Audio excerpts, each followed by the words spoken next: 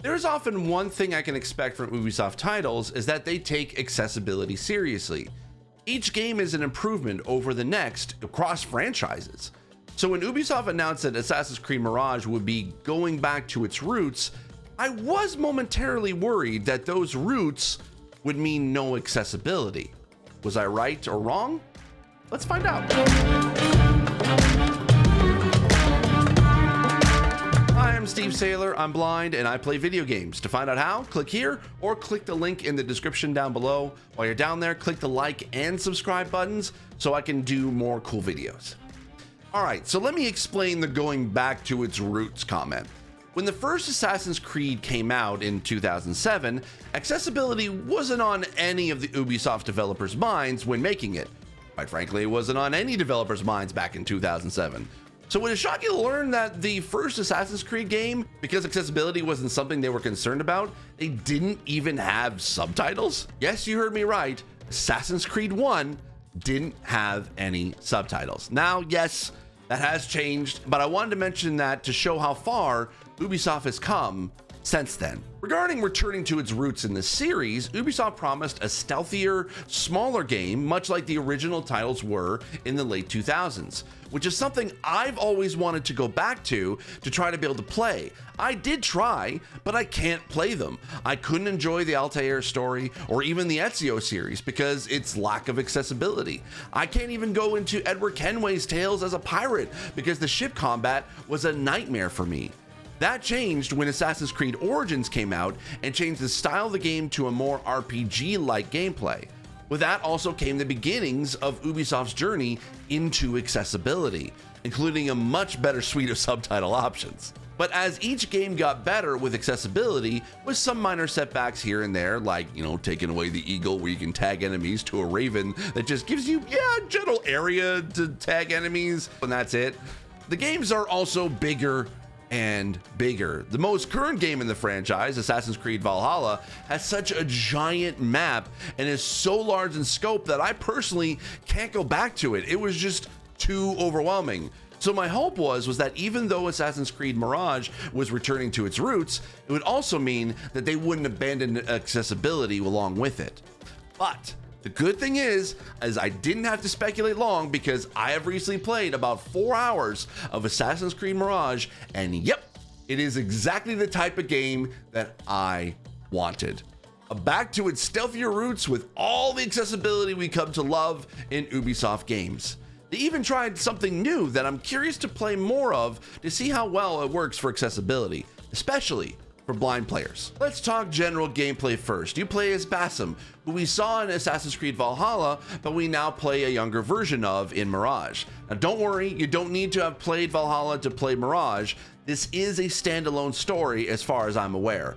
You start as a street rat, pickpocketing your way through life and also doing tasks for a mysterious group that you don't know who or what they are. It's the assassins. You're helping the assassins.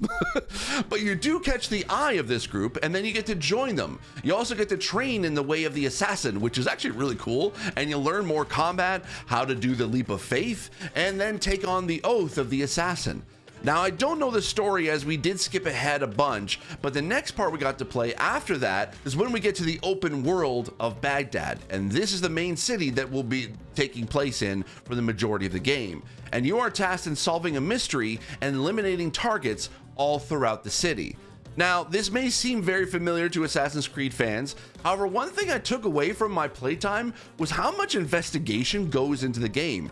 You have, in essence, an investigation board where you're gathering clues to learn who the targets are and get enough information on how to take them down. Honestly, I know this may sound weird. I kind of felt like Batman while playing this. I have no idea if this was how the original games played out, but hey, it was actually really cool. Still, in this, you are more or less a detective. You're interrogating soldiers, talking to witnesses, and stealthily finding evidence to link to the target. Plus, also assassinating people.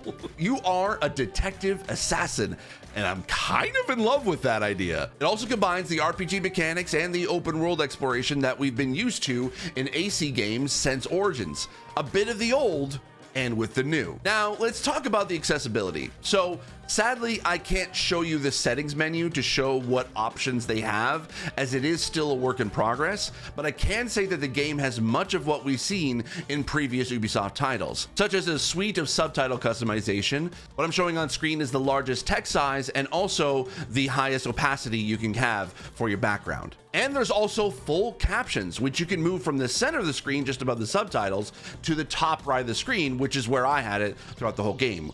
It has a directional arrow that points to wherever that sound effect is coming from.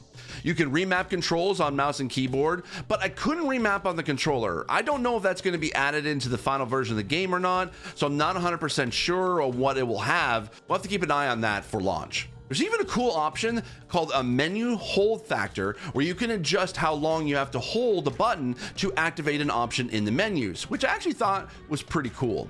And also, while you're remapping the controls, if there are buttons that will require you to hold, you can individually set them to hold or toggles. So if you want to say crouch as toggle and sprint as hold, you can do that individually, which is really cool. Also, another really cool option that I think is great for accessibility, but also a neat quality of life option, is you can set the walking speed. If you want to make Basim walk faster or slower, you can change the difficulty at any point. You can have an option to guarantee success when you pickpocket someone. This in the game is done via QTE, where you must line up 2 circles at the right moment. So you can actually skip that QTE with this option. You can enable aim assist and how heavy that assist will help you. The exploration options are back, where you can keep an open map or turn on all the icons so you know where everything is. You can change the text size across the whole UI, which is amazing. I think it might be a bit bigger than Valhalla regarding text size, but I'm not 100% sure without having to compare the two. The eagle is back, thank God. No more ravens scanning a general area of where enemies are. You can scan overhead with the eagle like you used to and tag enemies in an encampment,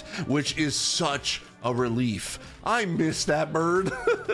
But they also brought back the sharpshooter. So if there's a restricted area with one of those and you try to use your eagle, it will get shot at. So you must take them out before you can fully use your eagle. It doesn't happen a lot, so you don't have to worry about that all the time, which is really, really nice. They also actually have an Assassin's Focus, which is more or less a high contrast mode where the environment goes black and white, and then there are colored highlights around enemies and interactable objects. This helps when you're in stealth mode. There's also a working narrator. Blocking the import. Al-Gululu.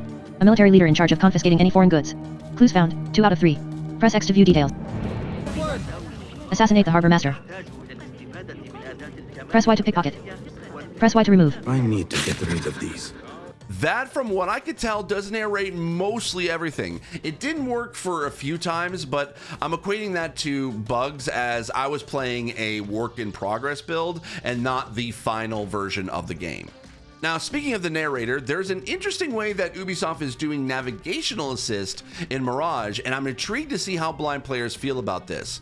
So to explain how this works, I have to give a bit of context. In open world games where a player can essentially go anywhere, navigational assist is very difficult to master from a development standpoint, as not everything has a golden path to get to it.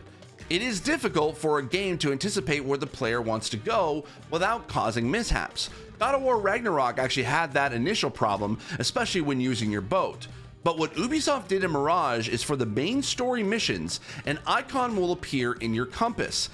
That on screen, you can also see the distance in that waypoint. But if you move your camera and have the waypoint in the center of the compass, the narrator will read the name of your mission and how far away that mission is. Coin, corruption, NT, 66 meters.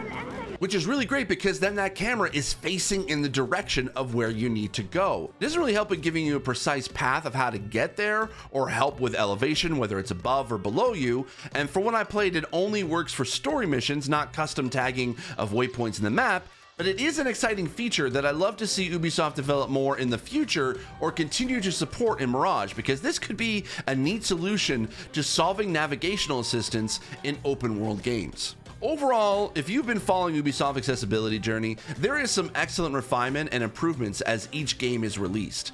And I'm not talking about just AC games. I'm talking Far Cry, Division, and Mario plus Rabbids. Each chronological game Ubisoft has released since 2018 has been an improvement.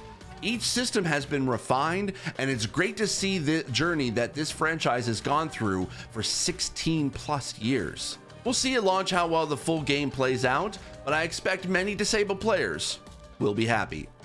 Assassin's Creed Mirage comes out on consoles and PC on October 5th. Thank you so much for watching. If you have any questions about Mirage that I didn't get a chance to answer, please let me know in the comments down below, and I'll try my best to answer as best I can. Also, while you're down there, click the like and subscribe buttons. It would really kind of help me be able to do more videos like this and more previews in the future. Thanks again, and as always, I remain obedient to yours. Bye-bye.